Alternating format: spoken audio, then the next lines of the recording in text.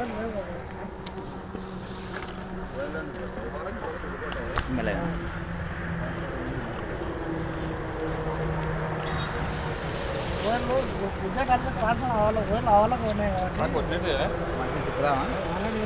చెప్పండి సార్.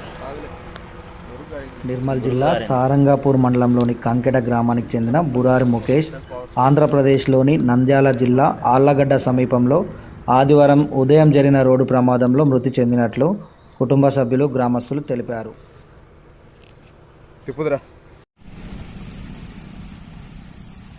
ఒక ప్రైవేట్ ట్రావెల్స్లో హెల్పర్గా పనిచేస్తున్న ముఖేష్ ప్రయాణిస్తున్న బస్సు తమిళనాడులోని తిరువనలై నుంచి హైదరాబాద్ వస్తుండగా ఏపీలోని నంద్యాల జిల్లా ఆళ్లగడ్డ సమీపానికి రాగానే ఎదురుగా వస్తున్న లారీ ఢీకొనడంతో లోయలోకి పడిపోయింది.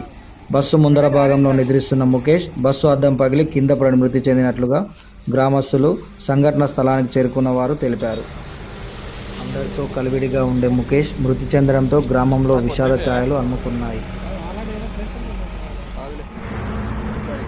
గురువు గారే